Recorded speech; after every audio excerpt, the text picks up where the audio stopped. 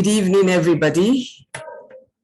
Nice to have you here this evening. Thank you for obliging us and joining us on this, our walk, our talk on cancer. For those who already know me, my friends and colleagues and family members already know me. Well, I don't need to introduce myself, but to those who are joining via some other invite, my name is Toyo Idris, and I am the host of this August occasion. I'd like to say good evening, everyone, and welcome to Let's Talk Cancer, an initiative that was inspired by the loss of a very, very dear friend. In 1 week, between June 30th and July 5, I lost 3 people to the dreaded disease, including a 9-year-old. This knocked the wind out my sails, mostly due to the closeness to and with these people, 2 of whom I was involved in their care. The negative prognosis, the daily battles, the pain, the will to live, the love of family, the pain, and eventual loss to the disease. It was and still is harrowing for me as a friend and as a family member. Solace now is in the belief that they have all gone to rest and they are in a better place. So on August 7, the thought of making people more aware of this dreadful disease came to me. Ways to prevent it and to beat it was born in me. And I saw it as a way to honor my friend, who would have been 52 actually this month. I was hoping I would be able to do this on her birthday exactly, but unfortunately I couldn't, but here we are today. So this is my way of keeping her alive and asking all of us and wanting all of us to stay alive. I will be inviting my dear sister and friend, who is a medical doctor, and who is going to be the one sharing with us. Her name is Dr. Bola Tayo. I would like to read a little bit about her profile so we understand where she's coming from, what her background is.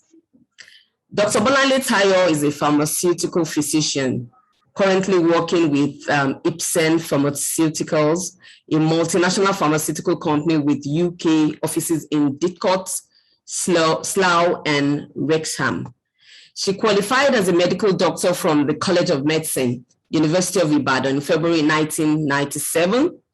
And in 1999, she enrolled into a specialty training program in clinical radiology at the UCH Ibadan, where she became a senior radiology registrar before leaving Nigeria for the UK in 2002. She commenced her UK medical practice initially in the emergency medicine specialty, where she worked her way up to staff grade doctor level in 2007. A change in career focus took her into the pharmaceutical industry in 2009 after she had her second child, and from then she has since worked in clinical drug development with 3 different pharmaceutical companies in the UK. Dr. Tayo is Dr. Tayo is well versed in the meticulously regulated drug enforcement industry, right from when candidates' compounds exit the animal testing phase to the point of approval for use in humans by the appropriate regulatory authorities. She has worked across a wide range of therapeutic areas, helping to ensure these new medicines are safe and ethically tested in human volunteers, thus bringing these medicines to market to fulfill several unmet medical needs. Dr. Tayo enjoys the fascinating but painstaking process of planning and conduct of clinical trials, taking time to ensure the matrix working environment is maximized to bring out people's potentials.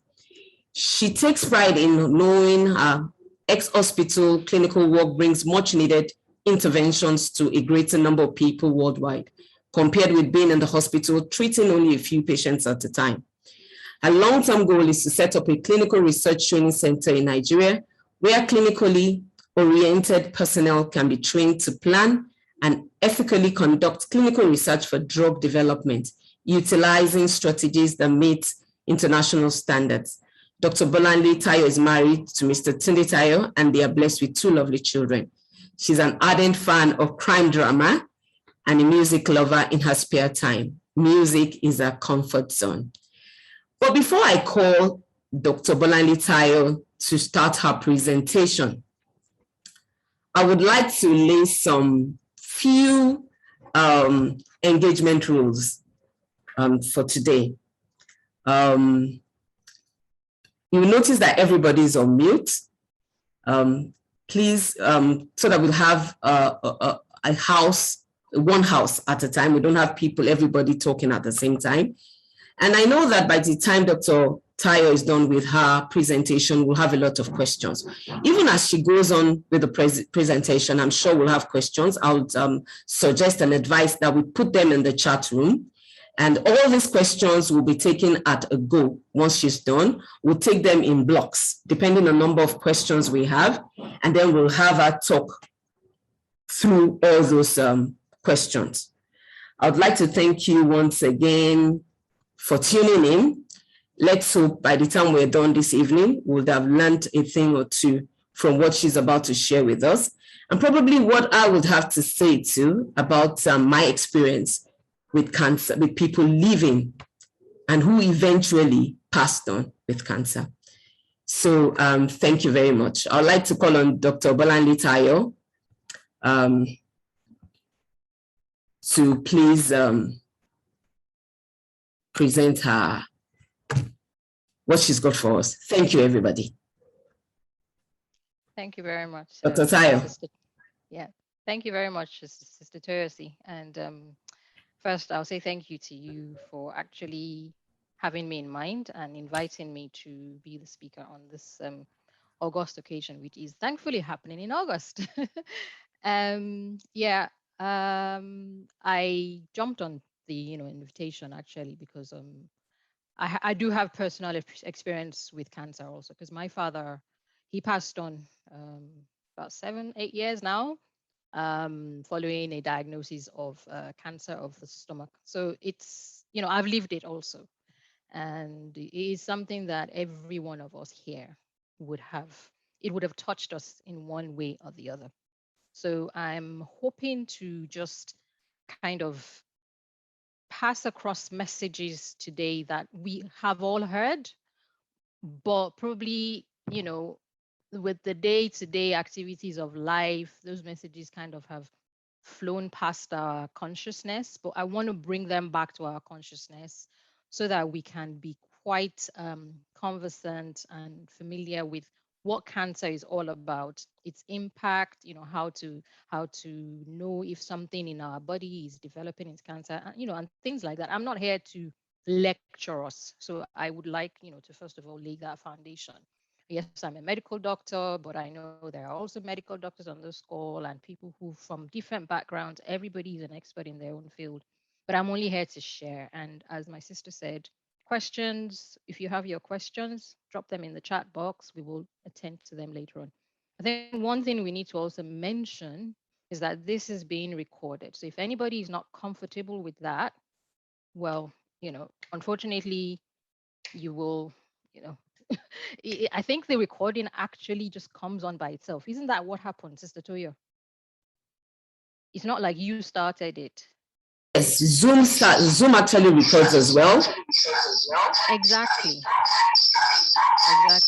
So I think it's almost automatic now. Once a call starts, it starts to record. So unless we switch it off. So if anybody is not comfortable with that, please do let us know. But I'm hoping that everybody's comfortable with that because of, obviously the regulations here and there in different parts of the world. So again, good evening, good afternoon. I know people are dialing in from different zones.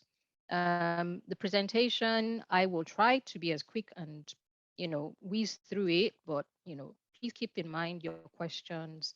And yeah, here we go. I'm going to try and share the screen now, and I need to be able to, I need for us all to be able to tell me if we are seeing the screen. If anybody is not seeing the screen, do mention it in the chat box for Sister Toyo to see. But if you can, I will just crack on. So we're going to talk about cancer today. We're going to look at some of the myths or kind of false information around cancer. We will look at facts around cancer. We'll look at how we can detect it and the therapy modalities that are available for cancer, as well as the care that is required for anybody that has been given a diagnosis of cancer.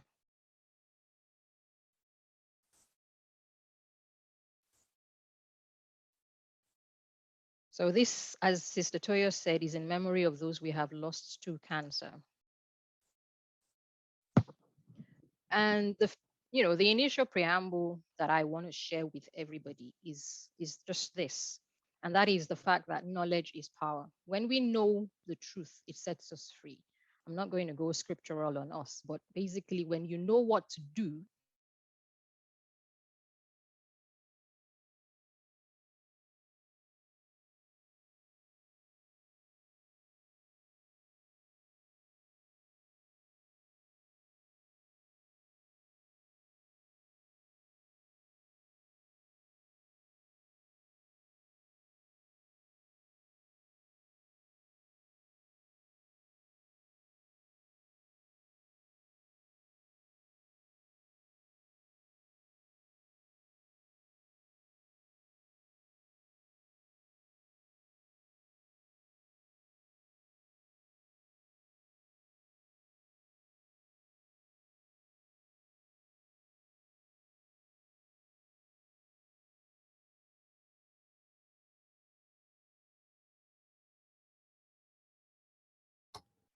Hello, Polani, we can't hear you.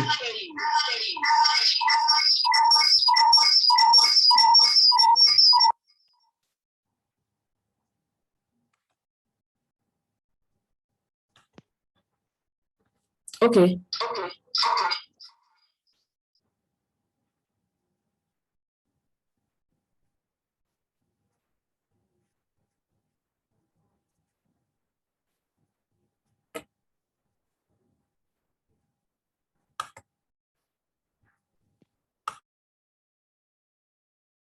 can you hear me now?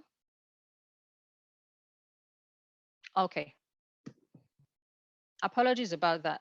So again, I'm just going to go over this particular slide. I think I'll just leave it in this format. I won't go into the presentation mode because I think maybe that's the reason why I lost the audio.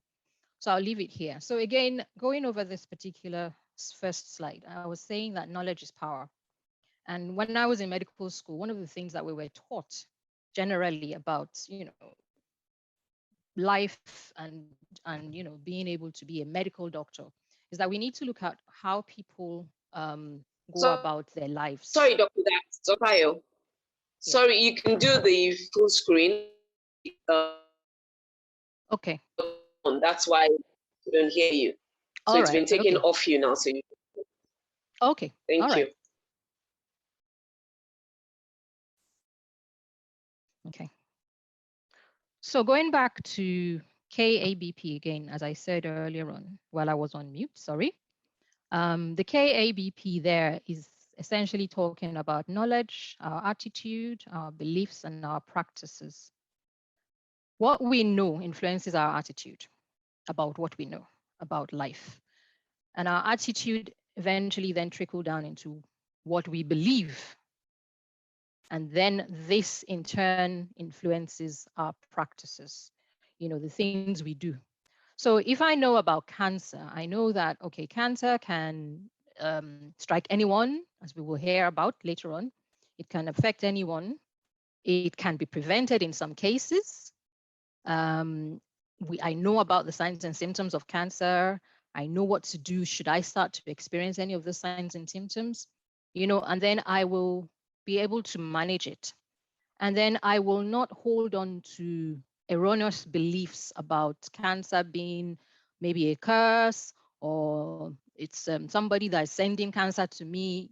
My beliefs will be more oriented towards finding a solution rather than, dwelling on what caused the cancer.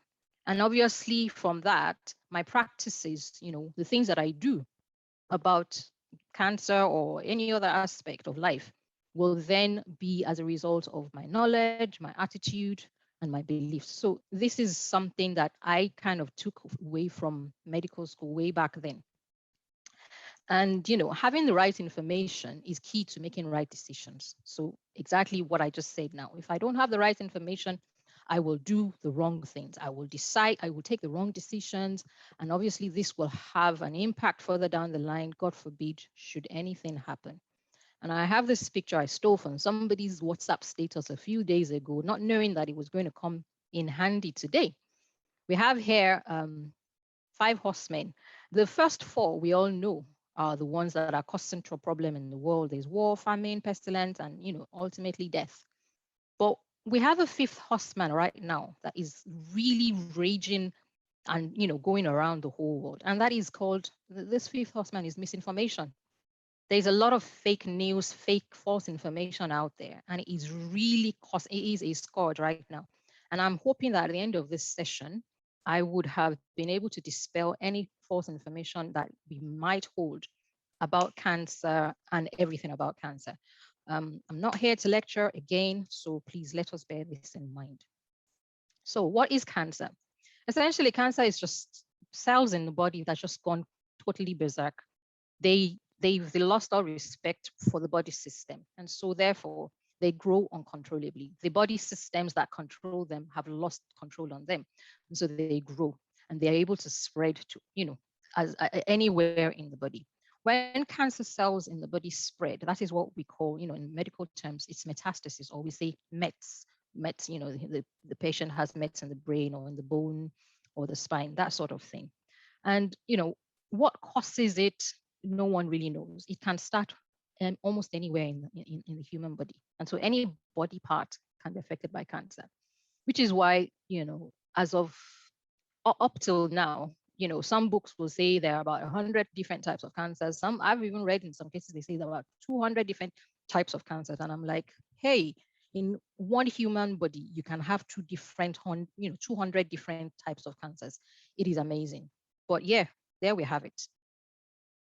We need to differentiate between cancer, which is more of malignant, as opposed to benign tumors, because benign tumors, as the word says, are benign. They're not, they're not necessarily dangerous, but at times you can have a benign tumor in a particular location in the body that is causing, and some havoc. So in which case, such a tumor, a benign tumor, will need to be treated. I mean, there's some benign tumors, fibromas, lipomas. Those are benign kind of tumors. Lipoma is a fat collection somewhere in the body. A lot of the time, doctors will say, if it's not troubling you, if it's not giving you any symptoms, not causing anything, just leave it. If it ain't broke, don't fix it. That's the motto with benign tumors. But of course, they still need evaluation. They need appropriate diagnosis, and if necessary, they need to be treated. But they're different from cancers, which are definitely malignant.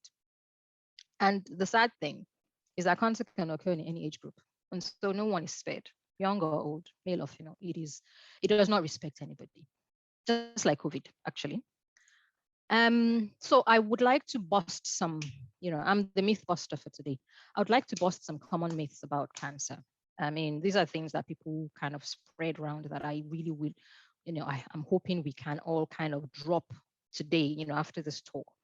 One of them is that cancer is always genetic. It is not always genetic. Some cancers are linked to certain genes, in which case you can have, people in, different generations of a family actually having cancer. Breast cancer is one of them.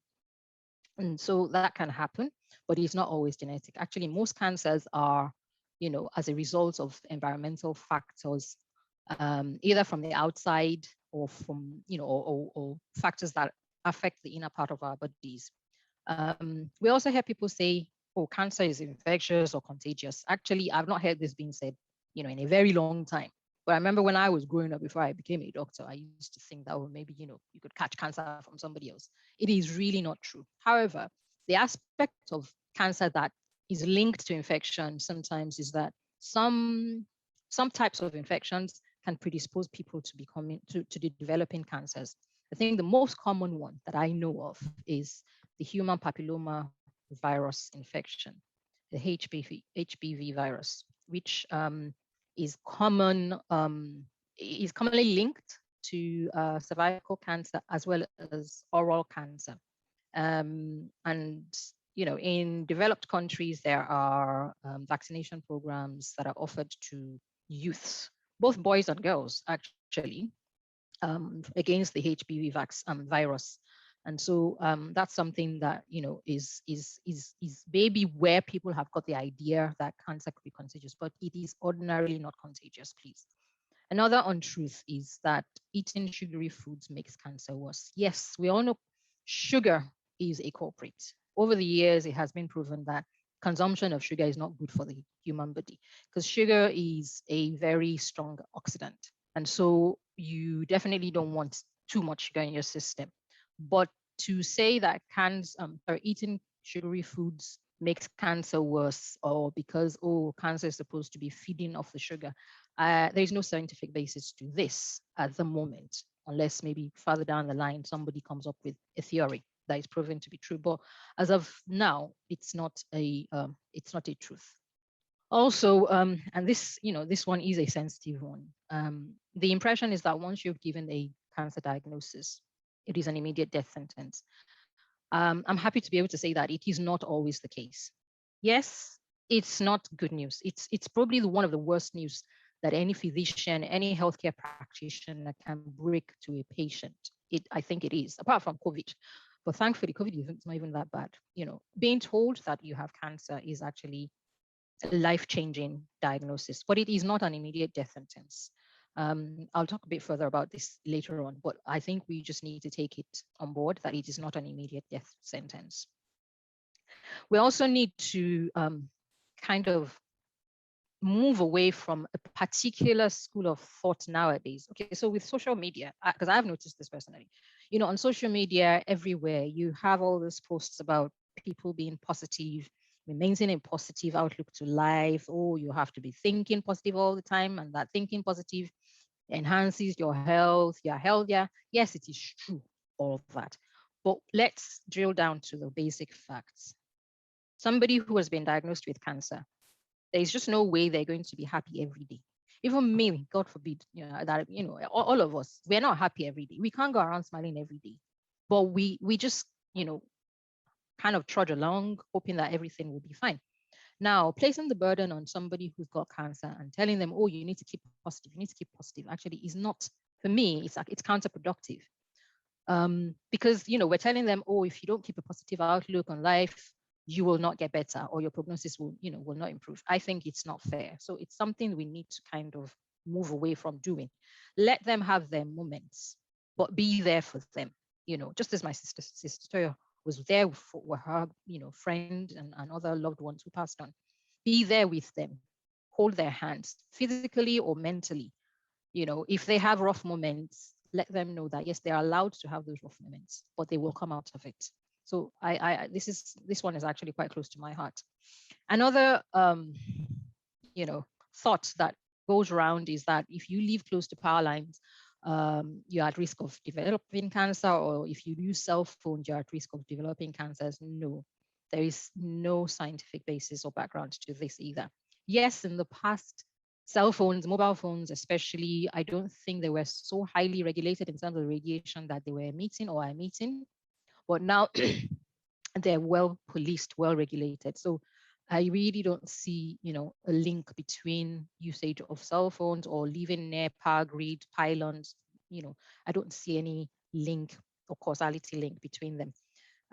Another one which kind of tickled me when I, read about it was that some people think that when you expose cancer lesions to air, you're actually going to make it worse. I don't know where this came from, but I am just here to try and tell us that it really doesn't make any difference. So let's not, go down the line of thinking like this.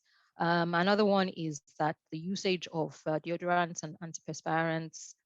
Yes, I heard actually sometimes somebody saying, oh, I don't use X brand of perspirants and deodorant because they contain carcinogenic things. I can't say, but I do know that they wouldn't be on the market, so much if they really were linked to cancer. I don't see there's any scientific basis to it. And so I don't think it's something we need to worry ourselves about. But of course, some people like to go the extra mile and say they're using eco-friendly product. Fine, I wouldn't stop anybody from doing that. And one final one that I would, bring to um, our attention is herbal remedies. Yes, there are lots of herbal remedies out there.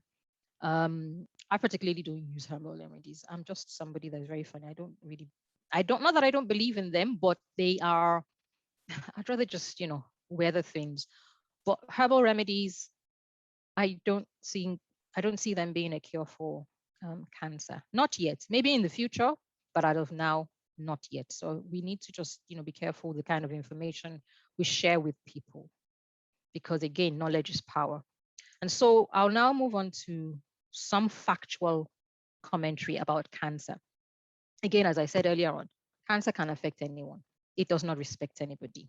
Most of them are secondary to external factors like lifestyle choices, diet, pollutants. Some are genetic. The exact mechanism is not yet known. Lots of theories exist. And, I was reading that on an average, on the average, every year about 14 million people are diagnosed with cancer. And what really struck me is the fact that most of this 14 million, majority of them are, the diagnosis is actually made in developing countries. I don't know how come, and this was a, definitely a peer-reviewed journal I was reading. I used to think that, oh, most cancers are actually in the developing world, but maybe because of advancement in technology, cancer is being prevented more in the developing world, and so in the developed countries as opposed to the developing and less privileged countries. But yeah, this is what we have, and so the onus is on us, especially people who are, in developing countries. We just need to be more conscious of our diet, of our lifestyle, and basically take, good choices and make good choices. Cancer is said to be the second leading cause of death globally. And the last stats, at least that I looked at, said about 8.8 million people, nearly 9 million people, passed away as a result of cancer in 2015. That's about 1 in 6 deaths, which is a real high percentage, that can be attributed to one disease condition.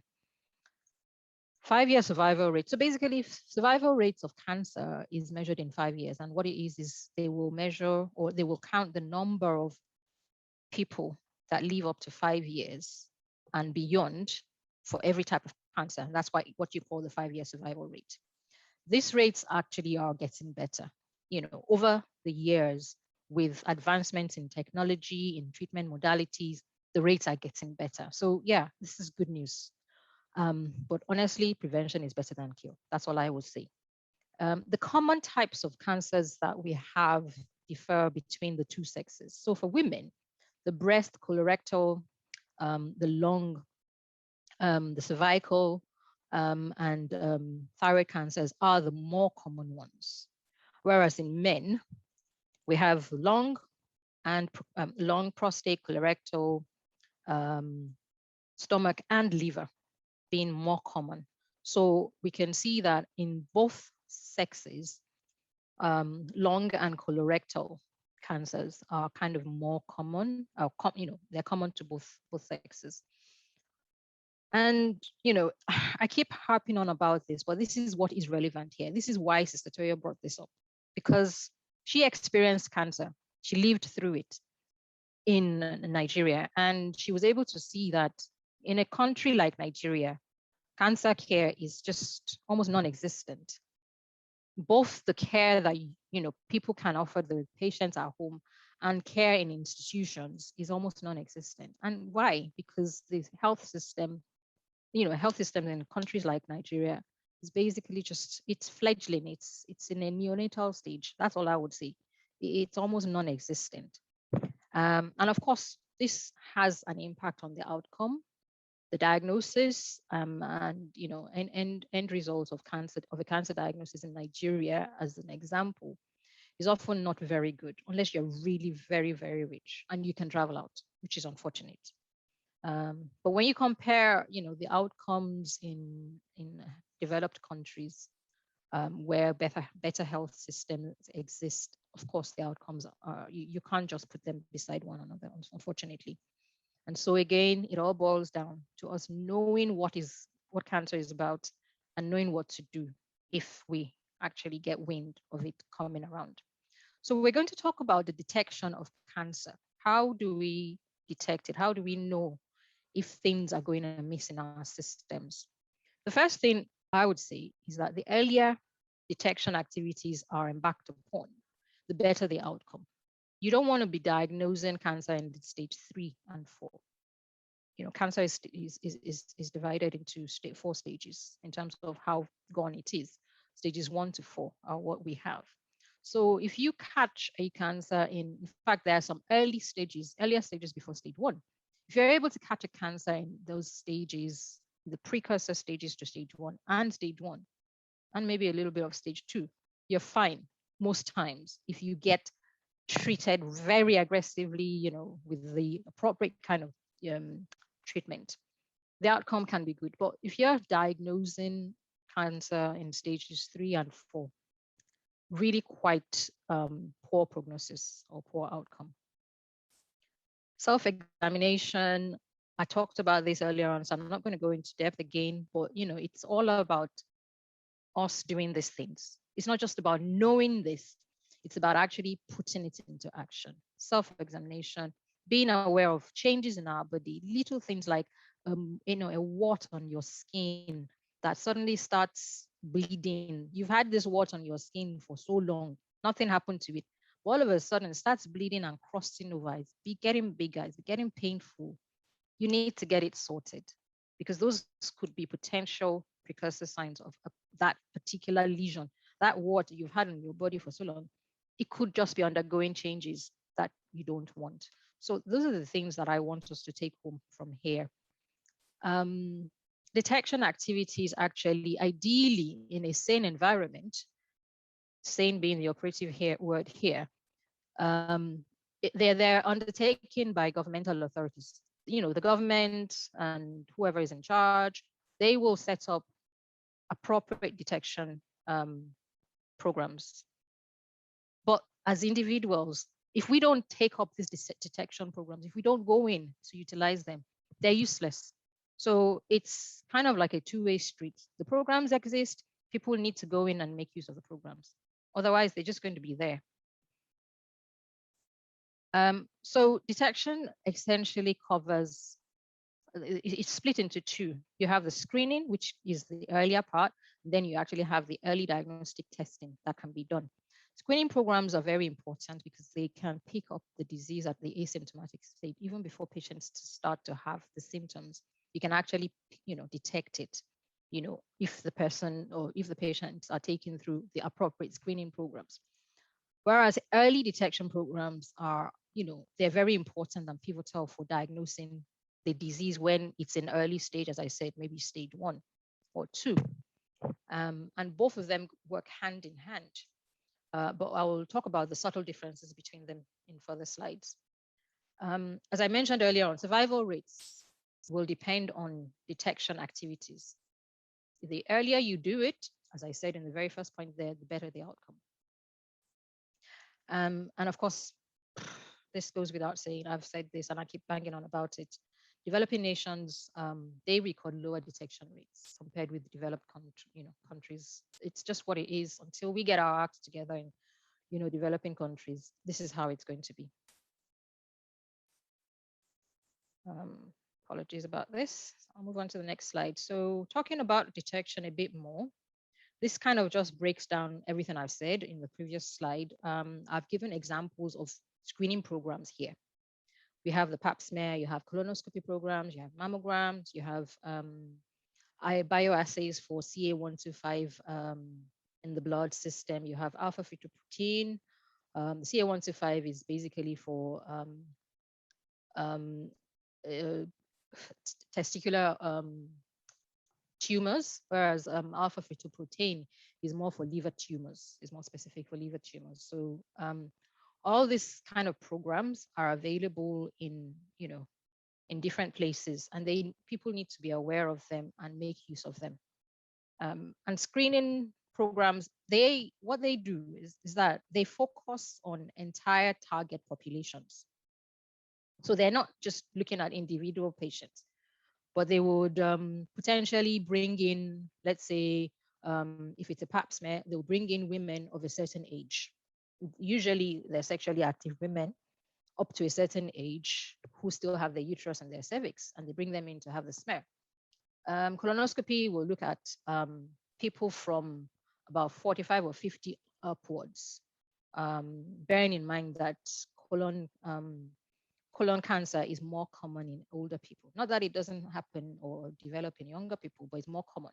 So in environments where colonoscopy is part of the screening program, from around 50, people get invited in to come and have it done. And if there's positive family history of colon cancer in the family, some people actually would be brought in even earlier than 50 years old. So these are some of the programs that can be, screening programs that can be undertaken. And as I said, it comes before early diagnosis and usually is more of a routine procedure as opposed to it being a specific, as opposed to specific tests that early diagnostic tests actually are. For early diagnosis, it's a combination of these 3 points that I've highlighted here.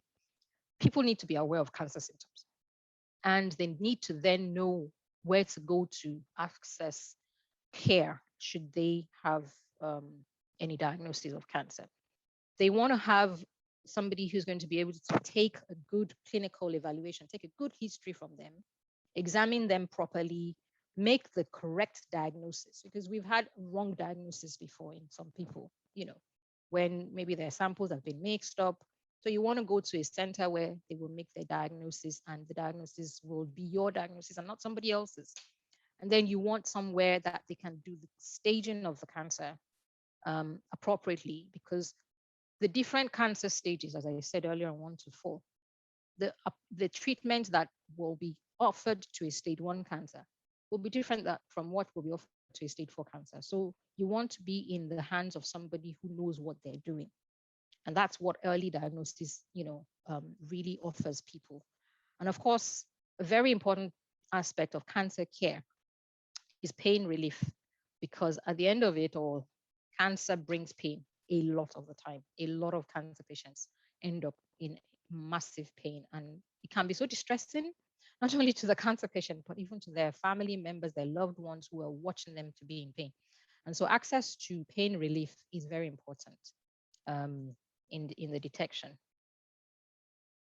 So we now move to cancer therapy. And basically this is all about, taking care of somebody who's been diagnosed with cancer. It is a multidisciplinary activity. It will involve so many different disciplines. You have surgeons, you have internal physicians, you have radiotherapists, you have radiologists, you have physiotherapists, you may have speech therapists, you may have, cognitive behavioral therapists. So many different disciplines are involved in the care of somebody who's got cancer. Here in the UK, we also have people, nursing personnel who are trained to look after cancer patients. They're called Macmillan nurses, and they're specialists in the care of people who are living with cancer. And the exact methodology and modality of the therapy that will be offered will depend on the type of the tumor, the stage, and the clinical features. Cancer therapy is often very expensive. I don't want to think about it, but it's so expensive that I just tell myself, I'd rather prevent, cancer than have to treat it further down the line. So this here is where that axiom, prevention is better than cure, really, really, really is suitable. And again, I'm emphasizing the pain relief aspect. The mainstay of cancer therapy, I've mentioned it earlier on, surgery, chemotherapy, as well as radiotherapy. You can have them being administered in isolation, depending on what kind of cancer you're talking about. Or sometimes, most times actually, you have to combine it. Sometimes you combine chemotherapy with radiotherapy. So the patient will have chemotherapy first and then maybe go for radiotherapy later on. So you get that kind of combination being offered to patients. In a sane environment, I keep stressing that also, the choice of the treatment is actually something that the patient needs to buy into. They need to agree to have this kind of treatment. But obviously, you as the caregiver also you need to offer them what is appropriate and what is suitable for their cancer, for the type of cancer they have. Now, another factor that then comes into play is the cost, which I mentioned earlier on. So if they, if a patient cannot afford a particular kind of care, this really puts them at a higher risk of increased morbidity and potentially mortality. So it's something that we just need to try and get into the system, that preventing this is our best option. However, sometimes we just draw a short straw in life, and we cannot control cancer if it's going to develop. One last point on the overall cancer therapy, cancer of cancer, is that we have what we call end of life care, which is called palliative care.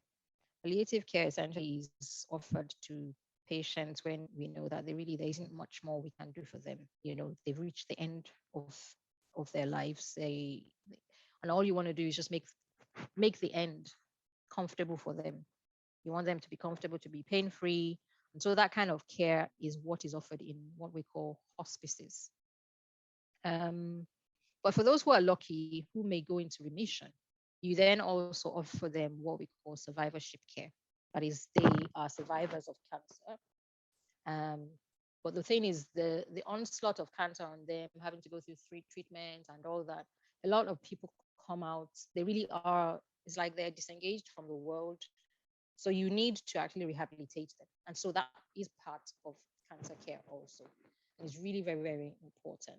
And family members, especially in a setting like Nigeria, family members are really very important in being able to help cancer survivors reintegrate and get rehabilitated back into to a stage where they can actually get back to life and living like the rest of us.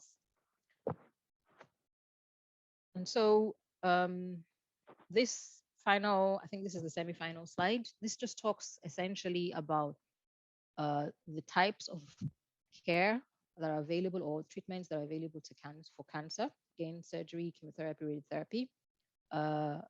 The approach to cancer care, if you talk to the actual specialist, I'm not a specialist, but yes, I know about it. People who are specialists in cancer care, they will tell you that it's a holistic approach that is, advised to be taken when managing someone with cancer. The mental aspect of it is really very important. A lot of us just think it's the physical aspect and all that, but the mental effect of being diagnosed with cancer, undergoing all these different modalities of treatment, chemotherapy can be absolutely debilitating on the body. I have not undergone it, but I've been, with people who have undergone it. Same thing goes with radiotherapy. People lose their hair, they lose their self-confidence, they just basically feel crap. And so, when they are surrounded by their family, by their loved ones, it helps a lot. It helps a lot. And, it's really, really helpful towards getting them to recover quickly, for those who are fortunate enough to go into remission. Again, pain care, very important. Palliative care, very important. And rehabilitation. So this is just basically going over some of the stuff I've said in earlier slides. And I will not go through this slide again because it's a bit repetitive, but it's just for me, I like to emphasize different, the various things that really are pivotal and very important. Cancer is common, it's non-discriminatory. If I asked people now to um, indicate by a show of waving their hands in the chat box, if there's anybody whose life has not been touched by cancer, I'm pretty sure there's no one who will be, will raise up their hand, because it is so common. But it's a good thing, because we have to, remind ourselves it is not always a death sentence, an immediate death sentence. I will caveat this, however, by saying that it depends on where the patient lives and their social status. It's unfortunate, as we said, cancer care is expensive. So, you know, those two things actually can actually make it a death sentence if somebody is diagnosed with it. If you're not well off, and you know where you are geographically in the world, that those two things can actually be deal breakers. 1 in 6 people die of it globally, and it's something that we just need to understand that while some are genetic, it's not all of them. Majority are actually due to environmental factors. Prevention is better than cure. If you believe in prayers, please pray. Do not underestimate the power of, you know, regular screening and regular screening tests and early diagnostic tests. These things save lives. Catching it early is really one of the best things to do, you know. So I am here asking every one of us here to please, please, please, please, please, let's not take these things for granted. If we're in an environment where they are available, make use of them. If they're not available in where you live, but there are, you know, private facilities for you to, you know, go in for screening tests, don't don't pass them by. Do not pass them by. That is the message I am here to take, you know, to pass across to us all. The therapy is multidisciplinary. It's expensive, but you know, when started early, often yields very good results. And one final point that myself and Sister Toyo were laughing about was the village people aspect. The village people, our village people have been maligned a lot. Everybody, any little thing, your village people are after you. Your village people are after you. Village people, we are sorry you are not the ones behind this. You know, we are the ones who should take, you know, the initiative to be more vigilant, to arm ourselves with, you know, correct information, you know, concise knowledge and information, and take up whatever facilities are available. And you know, with this, I think we can all kind of move on to a higher level of consciousness about cancer, and not just have it in the periphery of our sort of consciousness. Because if you've not lived through it, you really don't know what it is all about. So for those who have lived through it, they know. But sometimes we can also forget, even those of us that have lived through cancer. You know, somebody in your family, you know, having cancer, we can sometimes forget. So we're here, you know, this is why this initiative was birthed, you know, following the unfortunate incidents. That is why we're here. And I'm hoping that with this little presentation, we've all taken away something really important. And if we have questions, please kindly drop them in the chat box. I am here at your service. Thank you very much for listening. I hope I have not bored anybody. Thank you so much, Dr. Tai. I'm going to stop sharing now.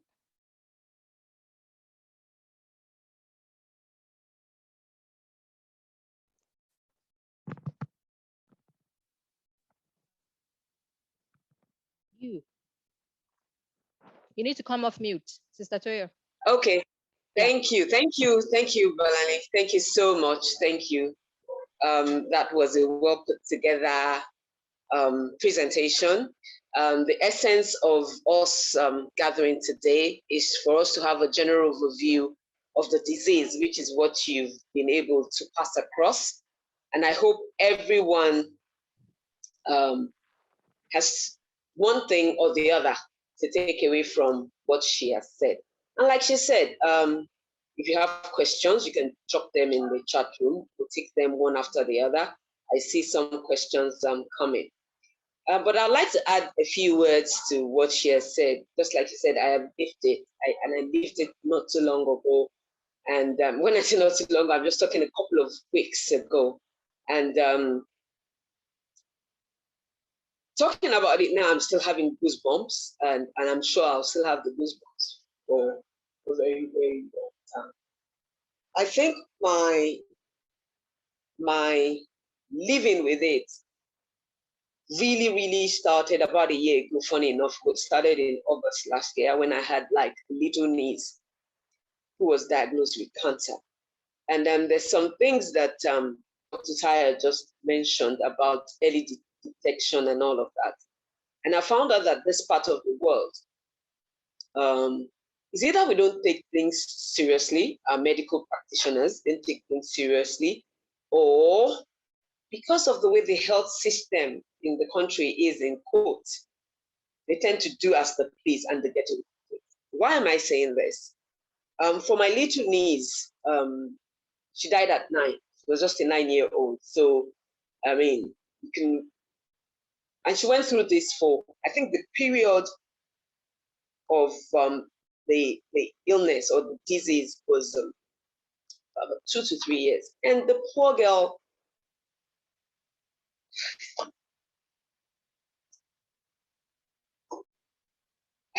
it's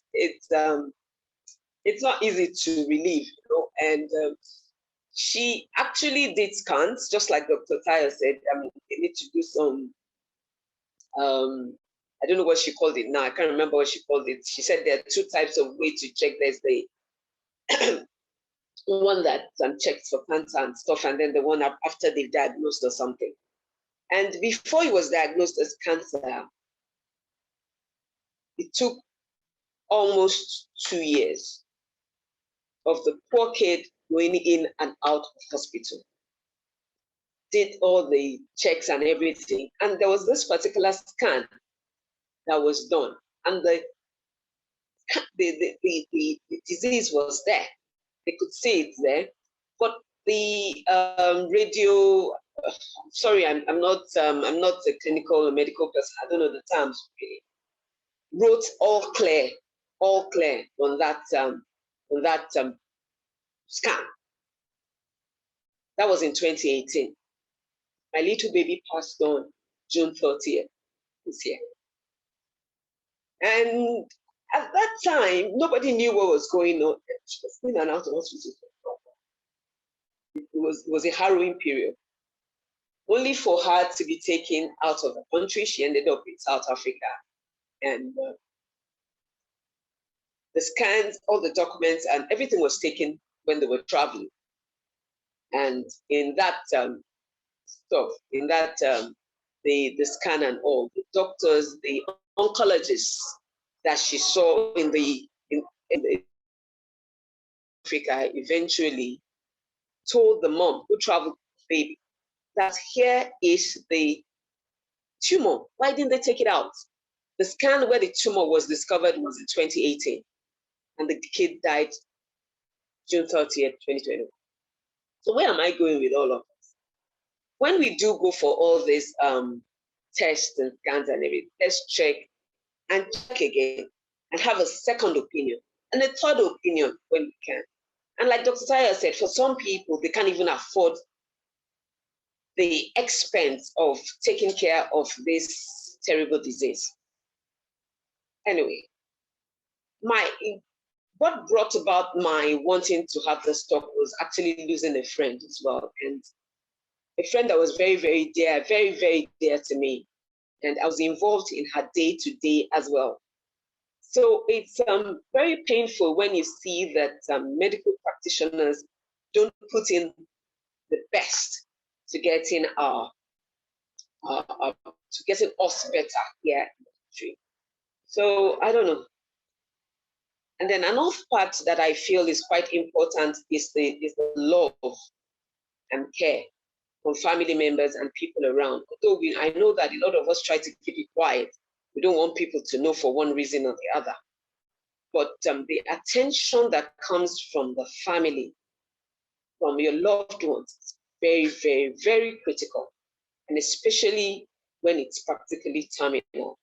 We don't discover these things early. It's always late by the time we're in on it. And then the person has just a few months to go. So the attention, the care, the love that we give to them is very, very important.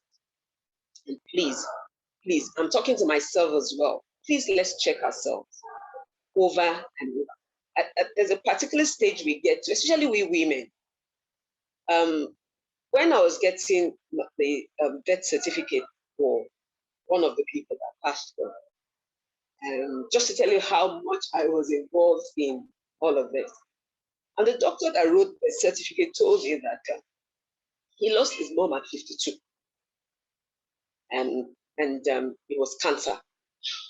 And what he has realized is that we women, we don't take care of ourselves. We don't look after ourselves. We just keep going until we drop dead. That was exactly what happened to his mom. And that if we do a regular test, I'm using his words, I said, Madam, have you done, to be quite honest, I've never done all the things that Dr. Tayo mentioned. I will not lie.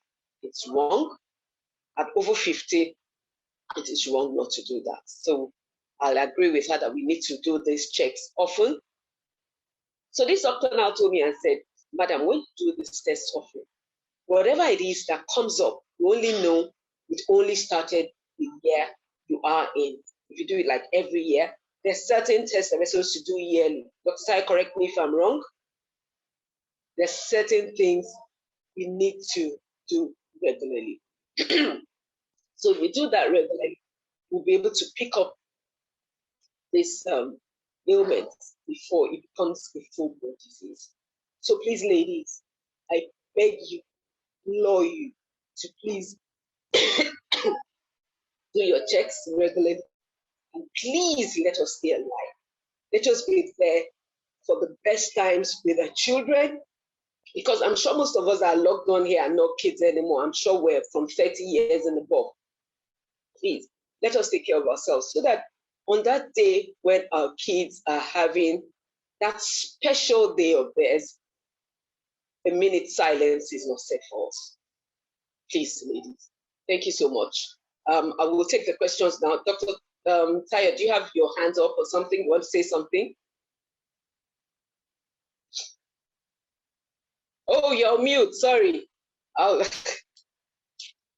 sorry about that. I'll unmute you now. Sorry about that. I had to do that so that there won't be too many, we won't have interferences. I'm looking for you. I can't find you, Dr. Tayo. I can unmute you. I'm sorry. Just a moment. Where are you? I can't see you.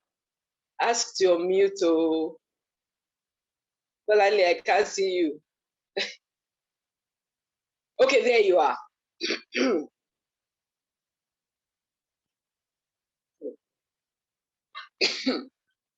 I think you can talk now.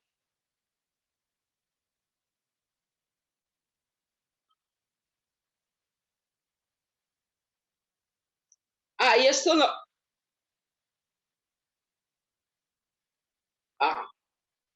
Dr. Tayo.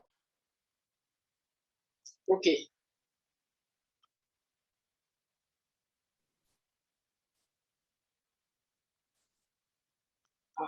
Okay. Oh, sorry, oh, mommy. I'm not getting a hang of unmuting you. Sorry, you. I think I did unmute you. I did. You can talk now, Dr. Tayo. Finally. Yay, I got my voice back. I didn't get you basically had me locked down. Sorry. So sorry about that. No worries, no worries. Yeah, once again, my condolences to you, Sister Toyo. Thank you. Death, the departure of all your loved ones. You've lived through something I've only lived through once, and I can tell you it's not pleasant. So, my condolences. Yes, I heard when you were talking about health caregivers, especially physicians in Nigeria, not being too attentive. I'm not going to defend them because I'm not in Nigeria, I'm sorry to say. But I can only say that they are working with what they have. They're working with what they have. Physicians, doctors in Nigeria, when we leave Nigeria and we get to places like where I am, we're the bee's knees, as in we dazzle them. But it's a question of maybe some people are just not paying attention. Because in my previous life, I was a radiologist. I think that was the kind of doctor you were trying to remember when you were speaking earlier on. So I was a radiologist, and I just, my bread and butter was looking at all these X-rays and all the scans and being able to see when something is not right. Now, if people are not paying attention and if they're not really attentive, it's easy to miss things and just write them off as normal. So, but that is expensive. It is an expensive mistake if it is a mistake.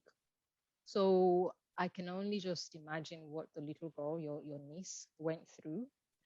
I really, pray that such a thing will not happen again. Um, just that's just one thing. But again, to kind of corroborate what you have said, yes, we women basically we just soldier on, and I have to raise up my hand, and I have some lovely friends on the call, some of my colleagues who are also doctors and people who I attended secondary school to who are not doctors, but these are my my homies. I can see you guys. Thanks for coming on. I think for coming from Nigeria and that kind of environment where Nigeria is, we as women, we're just basically told to carry on. We don't have the culture of looking after ourselves, of resting, of having me time. But my kids nowadays, they know me. If I'm not going to cook, I'm not going to cook. You can't do anything. That's just it with me. If I'm not, if I'm ready to take time off, I will take time off. I'm learning to do that. I'm not 50 yet. So I'm trying to get into that habit of doing it so that, when I'm over that particular milestone point, it's not strange to me. It won't be strange to me. So we do need to take it seriously. But it's not just the women, also the men. A lot of our men don't open up when there are issues. And one particular cancer that affects men that they just don't tell, they don't pay attention to it is testicular cancer. And I'm begging every man that is on this forum here, on this call, please check down there by yourself. You're the one who knows what it feels like ordinarily. So if there's anything amiss, check it. Check, check, check. We can't overcheck. It's under checking we can do, but we can never really overcheck. We can never be over attentive to ourselves. If people say, oh, you're a bit of a hypochondriac, yeah, let them call you names. But this is your well-being. This is your life. This is your health. You just need to be, you have to look out for your well-being, because as Sister Sawyer said, you don't want people observing 1 minute silence on the day when your kids or your loved ones are, having lovely occasions. So we just have to bear these things in mind and do them. So I hope that has helped people a bit more. Do we have questions? I'm happy to take questions. We're, about an hour into the program already. Sister Toyo, you're on mute. You're on mute.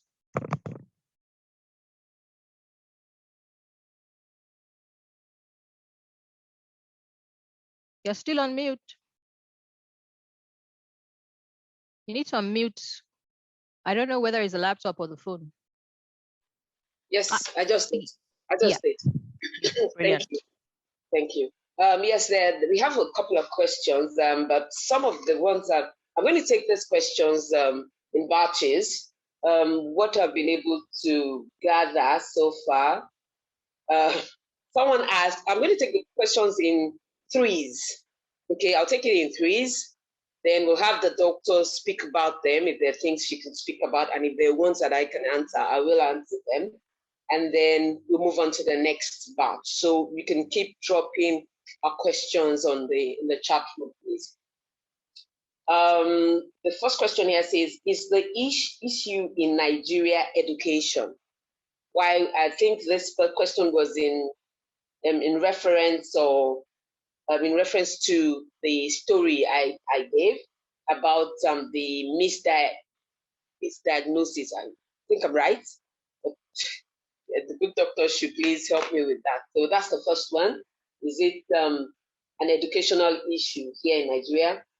Then another one, the next question is, are we not equipped in Nigeria to detect this diseases, these cancers? And then the third question I'll pick here says, I don't think it's a question actually, I think it's just an observation that we should grow above spiritual attack storyline, which the good doctor already told us that we should do that. And then there's another question here. I'm sure this person is from out of the country. It says, does Nigeria not have a program for mammogram? Those are the questions. So maybe Dr. Tayo will take the first two, and then I think the mammogram one, since she's not here, she might not be able to take the questions. I'll take the one on the mammogram. Dr. Tayo, just a moment, I will unmute you in a... Sorry, peeps, I am the speaker, the technician, and the Guguero. Yes, thank you. Thank you. Yes. Yeah, multitasking, sis. Yes. Yeah. I think the first one was something asking about, whether Nigeria doesn't have that is, if you can hear me, that is it the issue of education, lack of education? Why? Oh, well, Sister, you too, you can answer that one. I think you are also in a very good position. And I think, I don't want to say that it's an obvious, answer. So, because I don't want to make it sound like it's a silly question. It's not a silly question, please. So whoever asked that question is a very relevant question. Thank you very much. But the point is this: our society, despite all the exposure, social media, science, people go and Google stuff, In fact, I get tired because people go and Google stuff now before they even go to their doctors. Fine, it has its advantages, pros and cons. When you do that, I do it also. But the point is, we are still hanging on to things that we should have let go a long time ago. We're struggling with religion and culture and beliefs and science on one, on one side, and then science on the other side. And we still haven't found a way of being able to merge the two. And so for me, it's a question of people still not taking on board all the things they do know. People know things. Of course, we have the people in the hinterlands who have not really got this exposure and knowledge and information. And so that's why, primary care is very important. Primary care initiatives wherein healthcare practitioners go into the villages, they go into, all the places, where people don't have access to technology and everything, and to educate them. So yeah, a lot of things are actually, they border around miseducation and misinformation, which is why I spoke at the beginning that knowledge is power. If you know the right stuff, if you have the right knowledge, you will be, able to take informed decisions. It's all about taking informed decisions. But if you're still living in the realm of, Yalagbaja is doing me, that's the problem. That's one of the big problems. So I think that kind of addresses that particular question. I hope the person who asked is happy with that, and everybody else is. I don't know if Mr. Toyo has anything else to add. You're on mute, by the way. Oh, okay. Yeah, at least you're on mute on one of your devices because I can hear you. Okay. But you're showing up as muted. So I can do all the multitasking I need to do. Sure. Yeah, I think you've answered that. The next question, part of the three that I threw at you is, are we not equipped in Nigeria to detect this cancers? And I'll let you answer that one because you're there. I'm here, Yes, exactly. I would like to say, I think I wouldn't say we are not equipped to detect the cancers. I really don't understand. Okay, just like the example I gave you, the equipment was there for my little niece, but the cancer was still missed. So I don't know if it's now education, because it's not the equipment per se. Maybe we don't have the, and I think the most up-to-date ones are someplace. So I don't think it isn't the equipment. It is, I don't even know. I'm sorry, I can't even answer the question. Okay, let me come in there. I think it's a combination of all things. Yeah, the people who read the scan for that young lady who's passed on, unfortunately, I don't know whether he was actually a trained radiologist. But a trained radiologist, the chances that a trained radiologist would miss a lesion in a scan report, scan thingy right in front of them, is really slim. I'd be surprised. So the point is, maybe what was seen at that time in 2018. Sorry, was Dr. not actually. Dr. Tayo, sorry, I'm going to butt in. Okay. The person that read it is a radiologist, and the person still practicing. He's not in the country anymore. He's now in Canada, because I was planning to the guy. Okay, right. Okay. Now, okay, so that's a different sphere entirely. Still true. Yes. But I was going to move on to another aspect. It could be that the actual machine or equipment that was used is not specific enough. And so what he saw did not appear to him as a lesion. But, if we look back at what you said, that the person in South Africa saw the same scan and said, oh, this is the lesion. And so now I have to put my hands up and say, I don't know. That indeed could be, I mean, if this was in the US, that guy would be sued, be properly sued, So I can't speak for them. But I remember when I was in Nigeria, I left Nigeria in 2002, and we had just one CT scan in usage. The whole of Nigeria, I think, probably had 2 or 3 scans at that time. We had one angio suite where I used to assist my trainers then to do angiograms and all that. I had never seen an MRI until I came to the UK. So there I was studying and reading about MRI, Tesla 1.5, 2.0. I didn't have a clue what the thing would, what it looked like. So not until I got here did I get to know about how those machines actually work, what they look like, what they do. So I don't know what is happening now. But I think, bottom line is probably lack of adequate equipment, and maybe not very good training also for the physicians that are, diagnosing people, that are in charge of diagnosing people. It's a shame indeed that misdiagnosis happens, but it can happen anywhere. It can happen anywhere. Misdiagnosis happens here too, in the Western world. So I think, again, the onus is on people to be vigilant. But how vigilant can a 7-year-old be? How vigilant can a 6-year-old be? And I'm sure the parents noticed something wrong with her, which is why they started, to take her around to the hospitals and everything. So it's just an unfortunate one. It's an unfortunate one.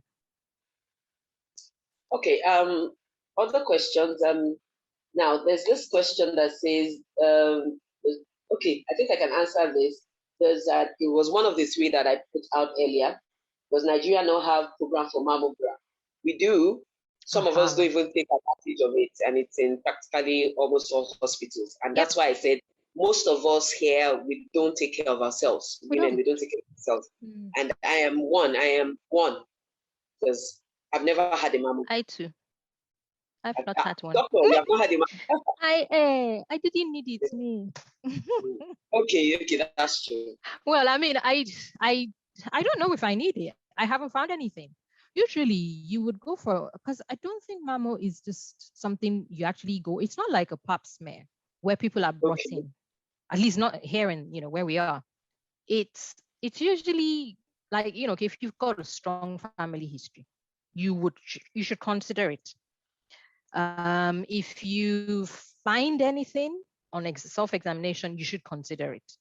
But I don't think ordinarily a mammogram is a routine test that people are called in for, as opposed to like a pap smear and a colonoscopy. I think that's the subtle difference in that kind of in that particular aspect.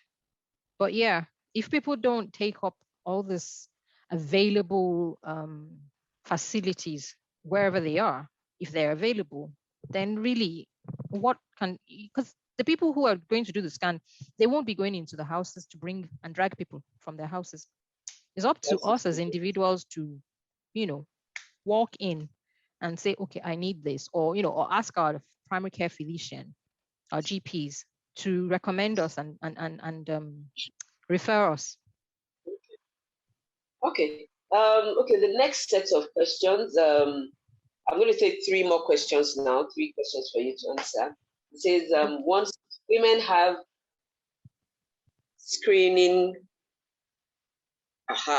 women have screening campaign on breast and cervical cancers, what is available to men? Oh. Okay, that's one question.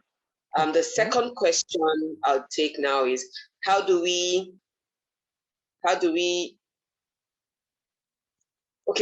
access other tests other than those on breast? Okay, that's what I have here.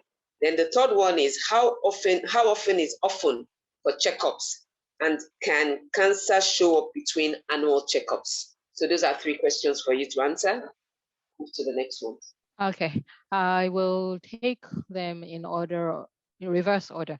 So how often is often? Well, it depends. It all depends on wherever you are. The screening programs that are available wherever we are. If you're in the UK, like I am, as I said, pap smears are offered, I think, 3 yearly if you're below 50. And then after that is every 5 years. What's that called now? What's the other one?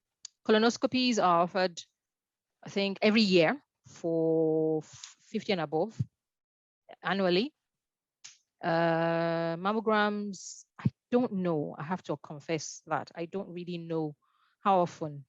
If any of my doctor colleagues online, I would ask that if you know whether mammograms are being done annually, please help me out here. But I don't know how often it is being, recommended to be done. But I do know that there are certain reasons why you would be invited to, or, asked to go for a mammogram. That is if you find something, or if you have very strong family history.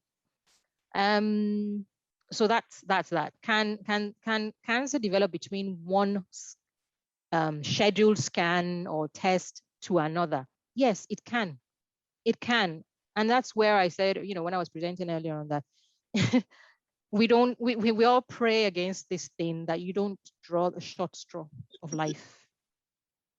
If you draw the short straw of life, unfortunately, you could have your your screening test on 21st of August, and then your next one is due 21st of August next year, and suddenly cancer starts to develop, within those months.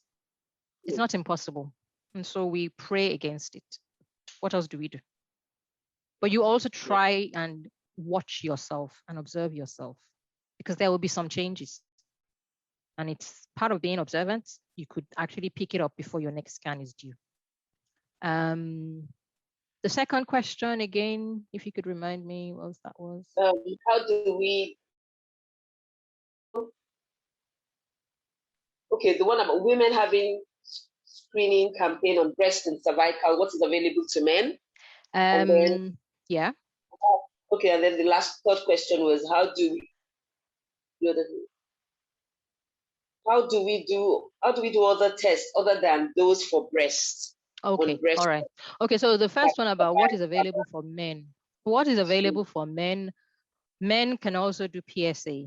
That's what you call prostate specific antigen. This is actually very good for men who might have positive family history of prostatic cancer.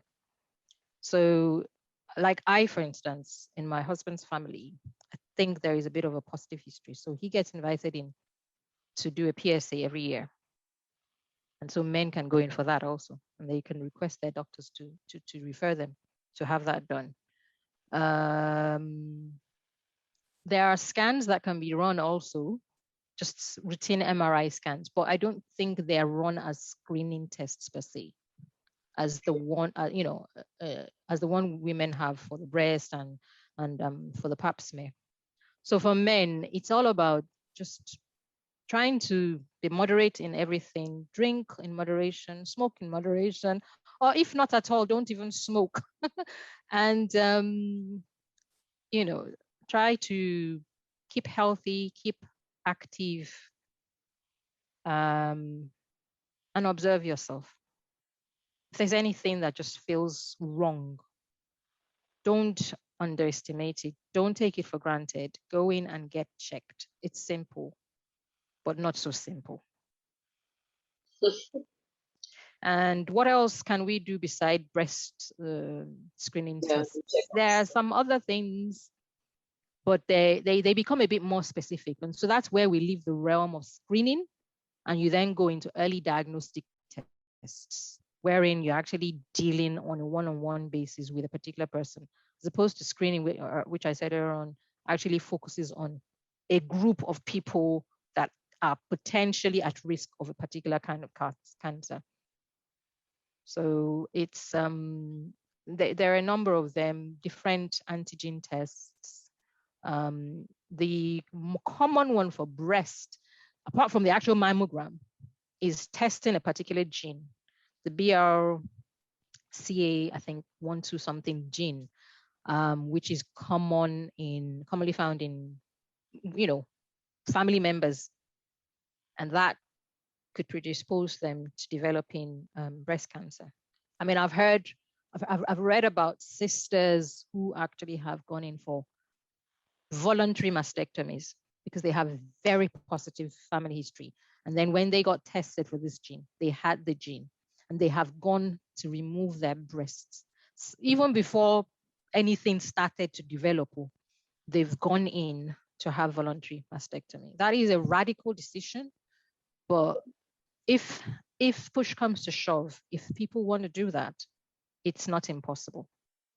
It's not impossible to do. But obviously in Nigeria, those kind of decisions are not taken lightly. You don't take such a decision very lightly, because then you now have to go for cosmetic surgery to rebuild, new breasts for yourself, blah, blah, blah, blah. So it is quite convoluted, but there are other tests apart from the actual just mammogram. Ultrasound scans can also be done for like the cervix, but they're not very specific. You can actually do transvaginal scans also, which are more specific, and actually you can visualize the area better than abdominal ultrasound scans. So there are a number of tests that can be done to actually look at things. Thank you, Dr. Tayo. Okay, the next questions I'll take, a set of questions. Did you answer the how often is often for checkups? Yeah, I did that. Okay. Talked about, Okay. Colonoscopy being every year for certain age groups, and pap smear every 3 years or 5 years, depending on where you are. Yep. Okay. So I think this next question is kind of embedded in that, because it says, what are the yearly checks? Most that this person is mostly familiar with the mammogram and pap smear. So I think the last answer you gave kind of takes care of that question. Okay. And now here's another one. I have heard that if you expose yourself early to the screenings, there will be a higher chance of exposing yourself to radiations and eventually cancer. How would you address this? Ooh, let me think through this one. This is not unfounded. I know three. I'm going to give you three questions. So while you're thinking through that. Yeah. I'm thinking through that. Okay. Now this one says, I know someone in the UK that was mistaken for fibroid for 3 years. Wow. Mm-hmm. So it happens everywhere. Misdiagnosis. Exactly. Misdiagnosis is something that can happen anywhere. Okay, someone is just giving us an information here that you can get screened for many common cancers in Nigeria, and says things like mammography, pap smear, colonoscopy, tumor markers, etc. Okay. This one says, is there any clinical reason or reasons why some cancers are more aggressive than others? So that's the second question. I hope you remember what the first one is. I'm trying to remember. I think I know. I remember. Yeah. Okay, so let me go back to that one. It says that I'm going to read it as it's written. I've heard that if you expose yourself early to the screenings, yeah, there will be a higher chance of exposing yourself to radiations and eventually cancer. How would you address this? Okay, let's take them one by one. That way we don't miss fine. any. That one, Okay. yeah, that one. I don't see why or how it can actually happen. Theoretically, it could happen, but in real life, I don't think so. The amount of radiation that a patient takes in from fairly almost all the scans, MRI, CT, and all those, the amount of radiation is not something that will harm someone. Even if you undergo so many scans. I mean, we have to understand that cancer patients, sometimes they have to go in for scans every week. So the cumulative amount of radiation they're receiving is not doing them any harm. The scans have been, the actual procedures have been, how should I say, designed in such a way that they're not loading patients with so much radiation that it could actually be the cause of another cancer. Do you understand? You're being checked to make sure you don't have one cancer. And then the modality by which you're being checked is now causing you cancer. I don't think that happens. So I think it's a worry that we can put to, we can put it to bed, to be honest. Okay. Yep. Okay. I just want to add something to that quickly. Just about 2 weeks ago or so, I had to take my mom to do some X-ray. Okay. And I was in the X-ray room with them, with her when she was taking it. And then the radiologist, if I'm right, went behind the screen to take it. The radiographer would go behind the screen. Me to go behind the screen. Yeah, the radiographer. That's the one doing the X-ray. Yeah. Sorry. Yes, exactly. And said, and I asked her why she didn't tell me to go behind any screen. And she told me that I'm not exposed to it on a regular. That's what she does 24/7. Exactly. And that's the reason why I'm just trying to buttress the fact that I don't think we as patients do enough to get any negativity from it. Yeah, but then I still think that wasn't very good practice. She shouldn't have left you in the room. That's all I would say. Okay.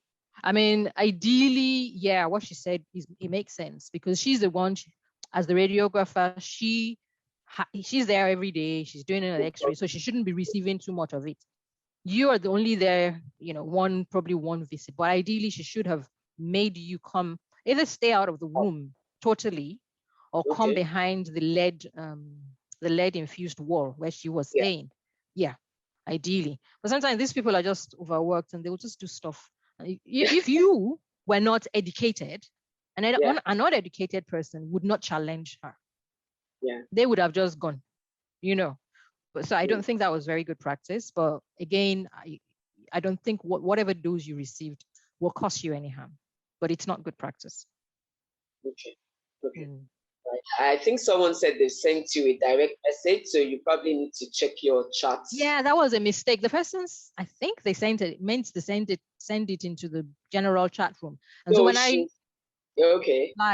replied to them, and I'm trying to see if I can find the question.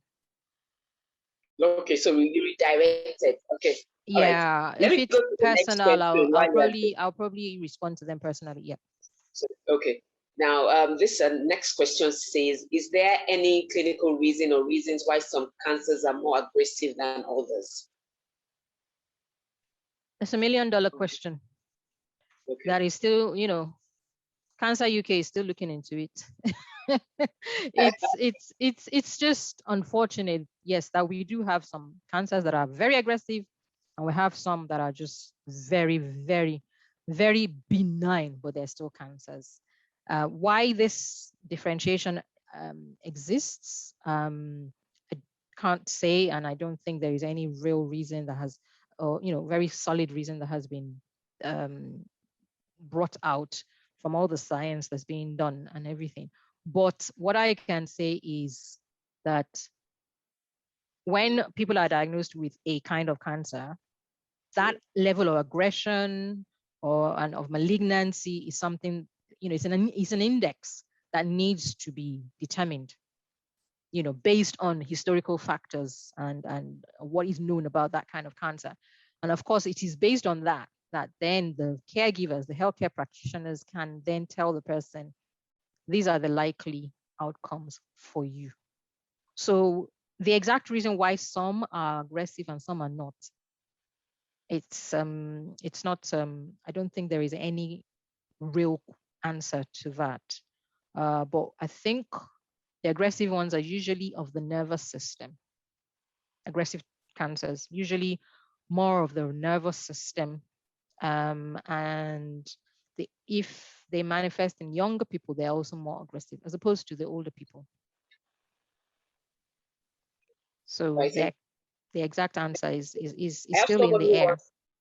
Okay, thank you, doctor. I have someone who wants to ask a question. She says it's quite long and typing is a major challenge. So I'll probably just unmute her. Oh, wow. Okay. And then, please. So maybe if there's still some questions, I think the doctor says she can still be with us till 8, right? Dr. Yeah. 8 is my cutoff, unfortunately. Okay, so if you have questions you want to ask, rather than type in the chat room, please raise up your hand. So Princess, I think that's the name. I'm going to unmute you now so you can ask your question, please.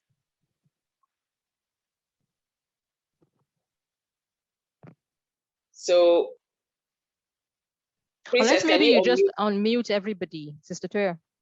No, I don't want to do that because everybody will ask questions at the same time, and then well, I think we can ask them to take it in turns. Okay, all right. Let me unmute everybody. Then we'll take it from there. And so, if anyone has a question, I mean, there is one question I've seen in the chat box. Something about is breast cyst similar to cancer? And I'd say, yeah, it's easy to miss these things. Quite a number of them. I'd say no, but the point is we need to know what is in the cyst. So if someone has a cyst in the breast, most likely it's not cancer. However, I'm not going to put my money on that. The best thing is for the person to go get it checked. Probably they need to take a biopsy of the cyst or do a scan. Probably do a mammogram first to actually see the nature and the consistency of the thing, whether it's really solid in it or it has fluid contents. If it's got fluid contents, it's 50-50, but they need to get it checked. So if we know somebody like that, please let them go get checked ASAP. Cysts are more common in young ladies. I actually know that fibroadenomas is what the cysts are usually called. And they're mostly benign, but there is the tendency they could become malignant. And so we don't want that. So let's get that checked, please. Okay. Princess, can you please ask your question? Unmute yourself and... Hi, good evening, Dr. Tayo. Thank you so much. Seriously, well done. Apparently, in the course of the questions that have been asked on the chat room, you've answered some of my questions that I was going to ask you specifically to cervical cancer and breast cancer. So right. Okay. I won't want to waste your time again. Okay. Asking you the questions and then you repeating yourself. But one thing I don't know, Toyosi, it's well done for this Zoom thing that you did. And I think as a follow-up, I'm just going to suggest to you that you and Dr. Tayo should sort of like meet and talk about, you know, start enlightening people, especially we in Nigeria here. Well, I'll say we because I believe I'm a Nigerian as well, even though I don't live here most of the time. But we in Nigeria as well, we still very, very the dark age when it comes to exposure, when it comes to us talking. Even a simple headache, you see some people hiding it. They don't talk about it, and they just suffer in silence. And I think it's about time, even if it's just maybe we people need to come together and have a flyer and tell that there's nothing to be ashamed of, right? That you've got cancer, that you've got AIDS, that you've got HIV, that you've got anything. There's really, really nothing to be ashamed. We need to move away from stigmatization, you know. Oh, I'm going to be stigmatized, I'm going to do this, you know, all those things. It's a lot of work. We need a lot of education. We need a lot of education and a lot of exposure. And if there's a way individuals like us, right, can come out and just keep talking and keep talking, flagging it up, you know, in every way we can do, one way or the other, we will reach some people. We might not reach everybody, but at least we will reach some people. Because people are just, they have tumor, they have stomach ache. How can you be having a stomach problem for 2 months and you are not checking it out? And then after that, you said, oh, she died. And by the time she died, it's cancer. You know, it's just, I just believe just negligence. And there's a way you doctors and the likes of Toyo can help us. Thank you. Thank you. Thank you so much. Adiola, that's you. I didn't even pick it. Yeah. Thanks, love. Thank you so much. Actually, myself and Dr. Tai we talked through this and said we'll watch from reactions we get here today, the frequency at which we can talk about things, especially those that affect we ladies. So we'll definitely take that up. Thank you so much. Thank you so much. Thank you so much for that. Thank you. And I'll use that opportunity to just put this out there, please. If you have comments and things you want us to talk about or stuff like that, please send them into my email, toyo.idris@gmail.com. I'll put that in the chat room right away.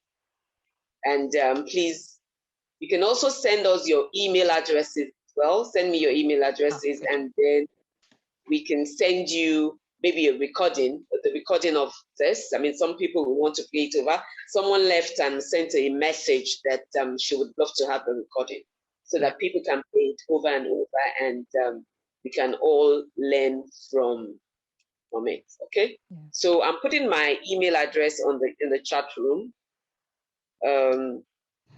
This was just a spur of the moment, come to the mind, pain in my heart kind of event, and I'm hoping that we can take this forward. You can make it annually, quarterly, biannually, whatever, depending on the response we get.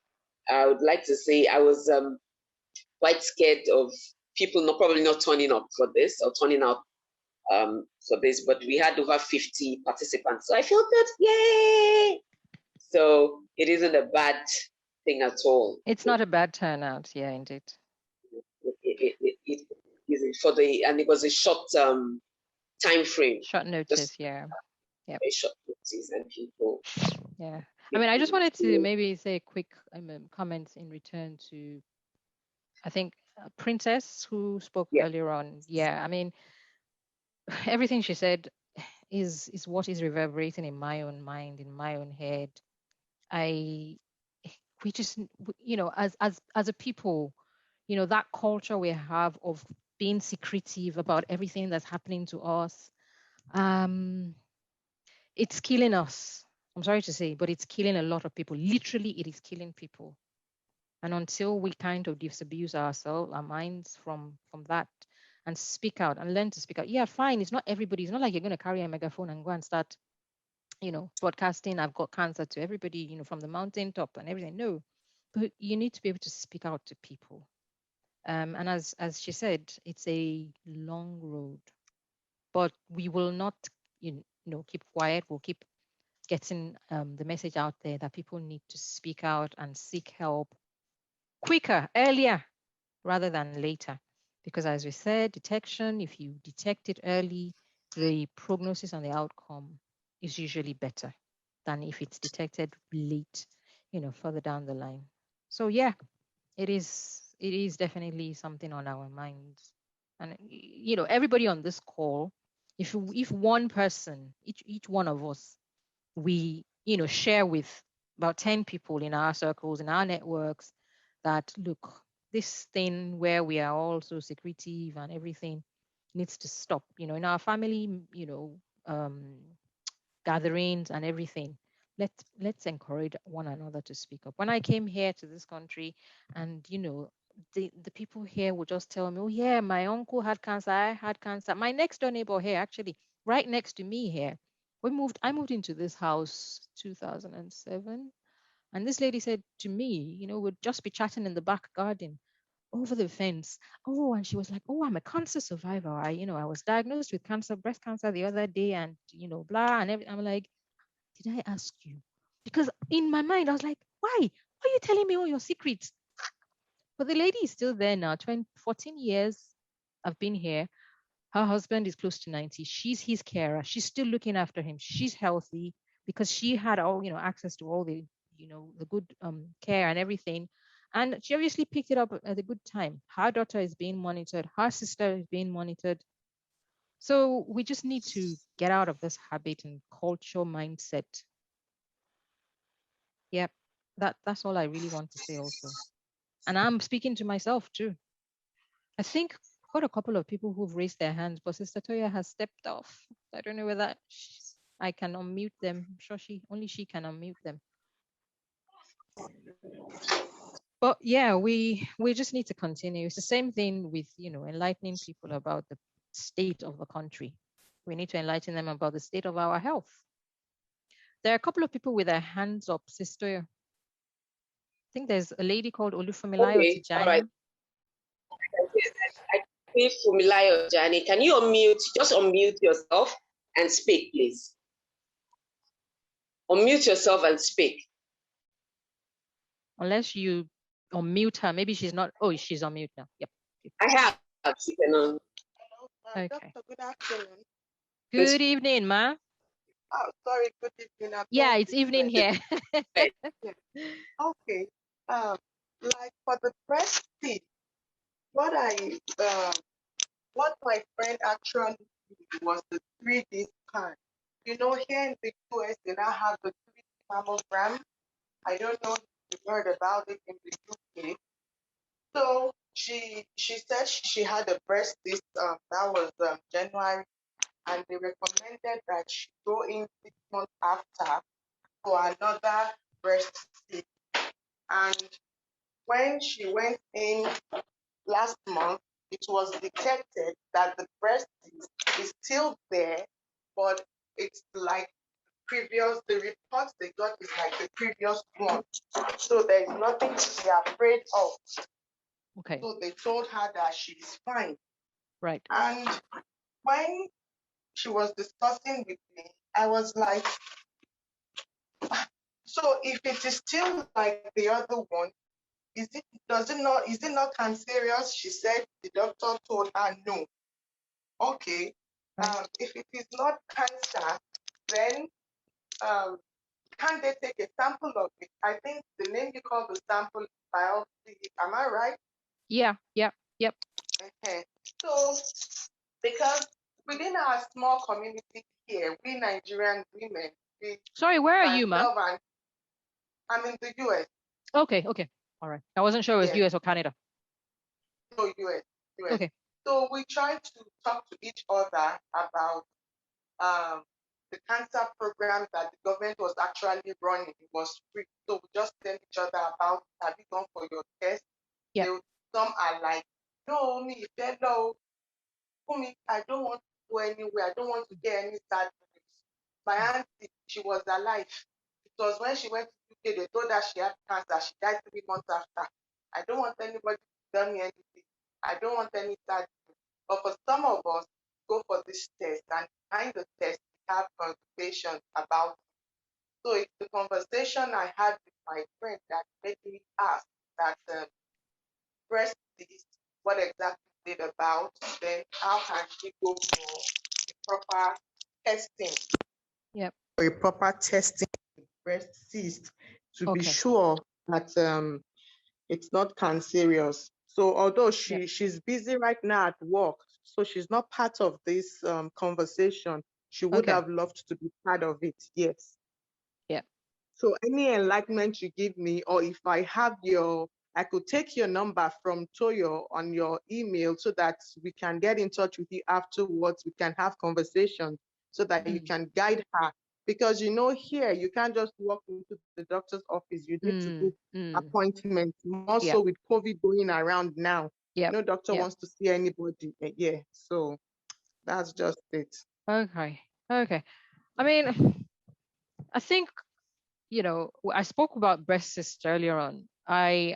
First of all, I'll caveat it. I'm not here to give any medical advice because I'm not licensed to be able to actually do that for anybody. So please, let's keep that in mind. But I'm just sharing as sister to everyone here and brother, and those who are my brothers. But all I'll say is for her to not relent on getting it all sorted out. I know the health system in the US is different from here in the UK. So I don't know how she can do it. If she doesn't have any symptoms, then maybe it's nothing. But I can't say, no one here can say. And as I said, I have my colleagues who are also doctors on this call. None of us is able to say we can't say. So she's the one who needs to pay attention to what her body is telling her. And if she has to go private to get another scan, as we said, second opinion, third opinion, get them until you are satisfied. Sister Toyo, she can verify to that. Get a second opinion, get a third opinion, wherever, she feels is necessary. Because I can't say, oh, she has to go and get a biopsy done. I don't know what's going on.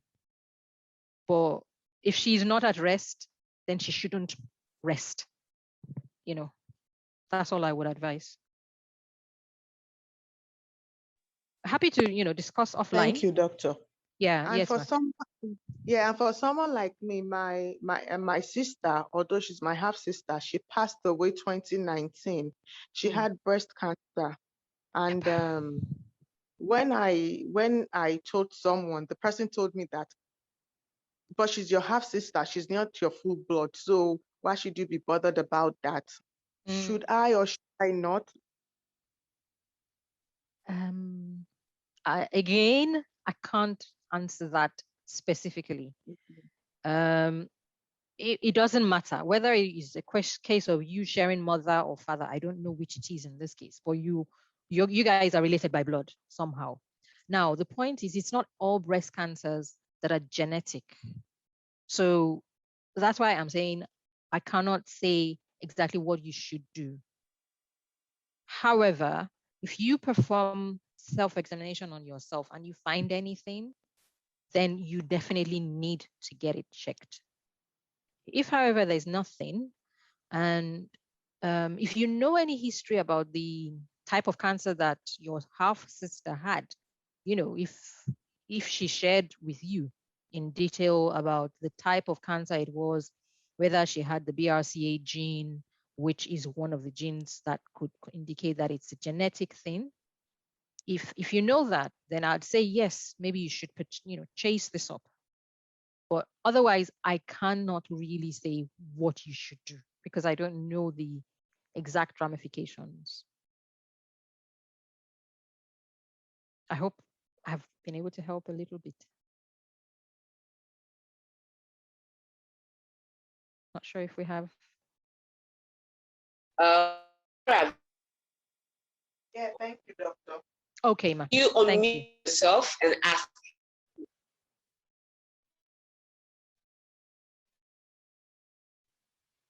Vera, unmute yourself and ask the question, please. Okay. Dr. Hi.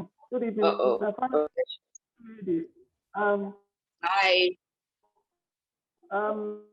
Doctor, well done. A bit unwell. I didn't know I was going to be able to join. Hello? But luckily, I've done all the tests. Hello, can you hear me? Yes, we can.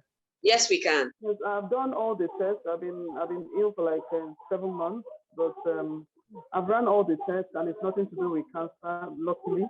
But my concern for Nigeria is huge, and the concern for Nigeria, for me, is the fact that yes, with cervical cancer, we know through the cervix we do the test.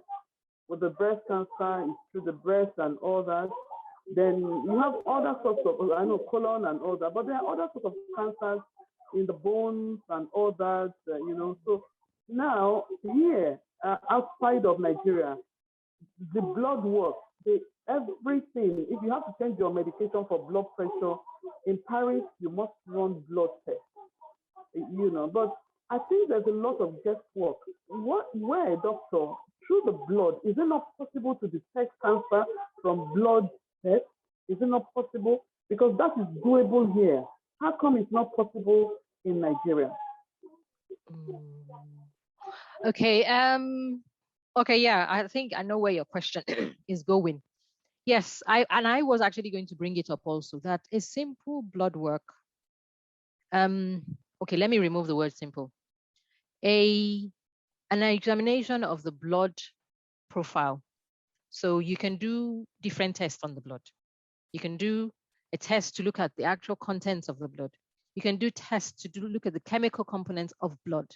You can do tests to look at tumor markers in the blood. And so we have to differentiate all of those things. If you're just looking at the contents, the red blood cells, white blood cells, and all the other things in the blood, that's called a hemogram. That's a medical term for that. But if you're doing the biochemical aspect, it's called a biochemical assay and all that. You can see, how do I say? You can use some of these tests to try to detect if there is a potential for cancer in somebody. Then you can also use it to monitor. You can use this test to also monitor when cancer has already been established and diagnosed in a patient. You can use some of these tests to monitor a patient. But if it is not blood cancer itself, because you can have cancer of the blood, that's all them leukemia and all the myelomas and things like that, all these things that end with ma. Those are usually blood cancers or other tumors in the body, because you can have osteosarcomas and all that, bone cancers. But basically, if it's not cancer of the blood, you can't actually diagnose what cancer could be in the person just by looking at a blood work. I hope I'm making myself clear. So if it's not leukemia or something like a myeloma, you are not actually going to be able to diagnose that the person has a cancer. But you can have markers in the blood that can suggest cancer. And that then can sensitize a doctor or whoever the caregiver is to send the person for further tests. Now, I think those kind of tests should be available in Nigeria, where you just basically check for tumor markers. They should be available. They're simple, most of them. But I don't know if they may be expensive. Sorry, that's the last bit. They may be very, very expensive, especially in Nigeria, where, healthcare is, it's a private thing. And so people may not be able to do them or get them done. And so, yeah, it could be a big issue.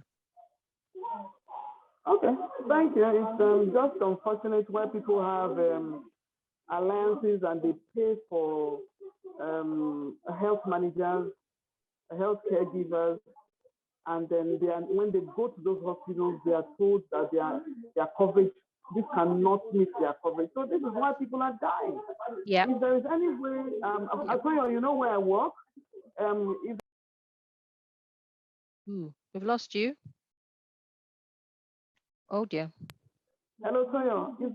I'm just saying that Toyo knows where I work. If there's any way we can speak, and then we can exchange some correspondences so that if there's a way to push some campaign. I mean, even if I can't give all the full blast of free for all and all that, if there's a way that I could approve some discounts and see how we can push some of these issues so that those who take our money and we have deductions, as civil servants, for instance, We have deductions monthly from our salaries because we have health caregivers. But then when you get to the hospital, what they just give you are some generic terrible drugs that don't even do anything. Yeah. That's a reflection of the entire country, Auntie. Oh, sincerely. All right, thank you, doctor. Wonderful job. I'll be happy to support in any way if I can. Yeah. And, thank you so much also for being on the call with us. And one of my lovely colleagues here, Buki, he's Dr. Ajao, she's just commented in the chat room that yes, tumor markers are available in Nigeria, but I can imagine how much they cost to get done. So your average Nigerian, your, lovely woman in the market, your market women, the petty traders, they're not able to afford a lot of these things. And so a lot of them actually just, they make up the numbers, the stats, the mortality stats.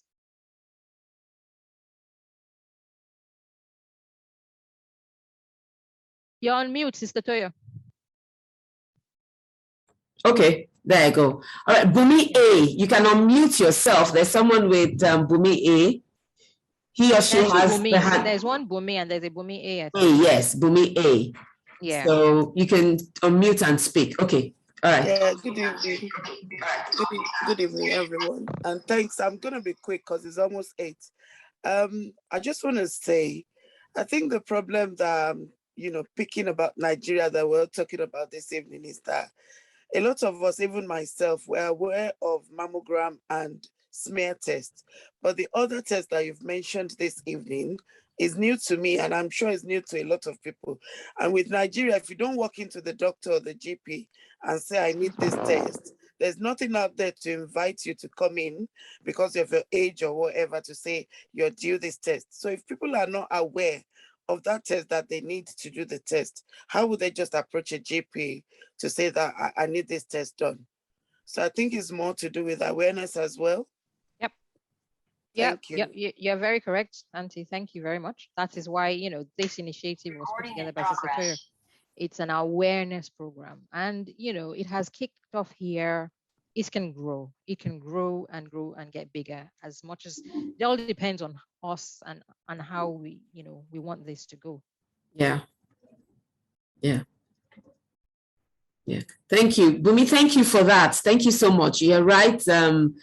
Awareness is critical. Thank you. Awareness is really critical, and which is one of the reasons why I started this, because I feel that a lot of us just let it slip by. We don't bother, we don't know. And I think the most expensive, that there's a saying that the most expensive disease or most expensive something is ignorance. When you're ignorant of stuff, a lot happens. So in short, just like you said, these things are not things out there. I'll give you a personal whatever now. And just recently, I have this severe pain, stomach problems and all of that. My family members, my sister and all other people made fun of me that maybe I now have cancer, because that cancer thing has become a family issue. Okay, I mean, ulcer has become a family issue. And I said, no, I don't have ulcer. Anyway, I ended up in hospital for a couple of days. And at the end of it all, I was okay, came back home, but I was told to now go do a colonoscopy because, well, I'm over 50, so I should go do a colonoscopy. I've not done it though, which is wrong, I still haven't done it. Even my sister goes on about it, Toy, you need to go do this thing, And I'm like, see me, I'm calling people to come listen to a program, because I don't know what it is really, how it works, what it's like, if it's going to be painful or anything. So I told myself, okay, when I'm done with this program. We can talk offline, Sister. Okay, sure, darling. So when I'm done with this program, then I'll go do it, then I know what it is. So I still have to do that. So I agree with Bobby. It's not something you can just walk into any hospital or any clinic and demand for it to be done. And it's not everywhere. It's not everywhere. And then I'm throwing it out here to all of us in Nigeria, please. Even all these are so-called laboratories. where we do all these things. We need to be very, very careful. I don't want to give out the name yet because I'm taking a legal action against one of these very big labs who gave me a totally extremely wrong report. Myself. It was while I had that problem before I was told to do a colonoscopy. And they gave me a report that was like, Emike. It was totally, when you know something that it's with you and they're telling you otherwise in the reports. And it was even the doctor my doctor that I'd had for over 20 something, almost 30 years. So the history is there. We know all that is going on. And the funniest thing is that this lab did not even bother to tell me they're sorry or call me back in to come and do another test. And a couple of days afterwards, they sent me another report, a totally different report. So this is how these labs kill us here. So that's why I said, when you do something, do a check and another check and another check. Get a second opinion, get a second and third opinion. Yeah. Yeah, So, I mean, this is a problem that is perennial in Nigeria. So I don't know what to say, to be honest. Yeah, so much mediocrity. Yes, ma'am. So much. Mediocrity, that's the word. Yeah, that's it. I just saw a chat now. Yeah. Mediocrity is the word. Oh, yes. Oh, I just saw someone just posted. Toyi, thank you very much. Very important screenings that need to be done at certain milestones in life. Maybe our team can organize a seminar around that. Oh, sure, we will do, which is why I've even given out my email address. Please, you can send us ideas on things you think we need to talk about. And how the frequency. If you can send us, you all send us your email addresses. We're going to send out, I'm going to send out like a survey about this. I'm sorry I didn't have that prepared for this. This is the first time we're doing this. We'll send out a survey and we'll get your feedback, and then we'll be able to know what to package the next time. But the bottom line is to keep us healthy, to keep us safe, and to keep us alive long enough. We're all going to die. We're all going to die at some point in time. Because it is a basic that we all have to pay. It's a debt we all have to pay. But let's live long and in good health. And healthy. Yeah. So that's the bottom line. So I don't know if anybody still has okay, I'm seeing email addresses. Okay, if you can send them here, fine. Otherwise, you can send them to my email. Okay, all right. I'm seeing email addresses popping up. But you can send them to my phone number.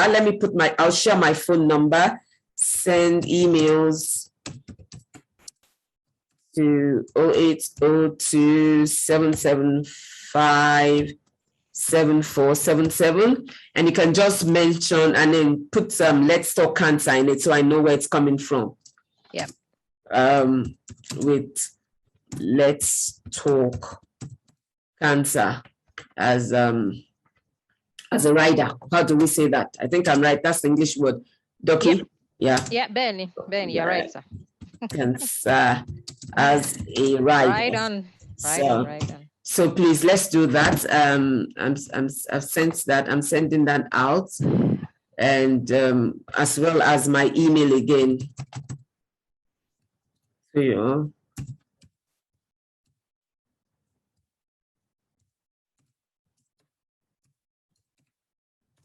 Okay, so I'll send that out. Yes, I like this message. For some who know me on some of my platforms, like my secondary school platform, my primary school platform, my university platform, I always say it out there, let's exercise. I am a proponent of exercise. I always work, although I've not worked in about 2 months. Since I had all my negative scenario, it's knocked me in a corner. It's taken its toll. So but I was hoping I would start again today, but probably I'll start tomorrow. I think doing this talk has gingered me in a way. So I'm glad. So let's eat healthy, let's rest well, and do a lot of exercise. Thank you, Olabomi. That's Tutu. Thank you, darling, for sharing that as well. I'm sure Dr. Tayo has to run. It's almost 8 p.m. Yeah. Barring any other questions. Okay, let me see if there are any other questions. I'm trying to see if I can pick up that one that was sent to me via a direct message. It's way okay, please check. Yeah, I'm going to see if I can fish it out. Don't want it to seem like I'm ignoring the person. Okay. Still Thank you everyone. Thank you everyone. Thank you everyone. Thank you everyone. Oh, I think that's the one we talked about it. It was okay. Maybe she put it on the general. She eventually okay. did. It was from somebody called Bomi. Okay, yes, that's my okay. Yeah, she put it out, which was the one about why some cancers are more aggressive than others. So okay. We've addressed it. Okay. Oh, she's even responded. We answered it already. Yes. So yes. Thank you so much, everyone. I would like to say, first and foremost, I'd like to say a big thank you to Bolanle Tayo. She's just a lovely person. I initially wanted to have this at a particular date, and it was just the date was too early. It was just, I gave her just a day's notice, and it was like, sis, if you want me to do good justice to this thing, I need at least a week or two so I can put this thing together. And from the comments I can see so far, I see that we've all been blessed. And even now the 2 weeks to be able to do this has really worked in my favor and in everyone's favor. We've learned a lot from her, and we hope that we'll be able to take this on. Take it forward and do more and more of it. So, Bolanle Tayo, thank you so much, Doctor. My Doki Olola, that's what I call her. Doki mi Olola. Mami Toyosi. So thank you so much. Yes, so thank you so much for this. And to everybody that has tuned in, I would like to say thank you so very much. Yeah. May you never know the loss of a loved one, especially when they are quite young. May we never, I don't ever want to go through this again. Amen. And there are two people on this forum right now who I won't mention names, who are direct, what directly happened to them. So I'm going to thank them both for being on this forum. Thank you so much. Thank you so much. Thank you so much. The Lord will comfort everyone.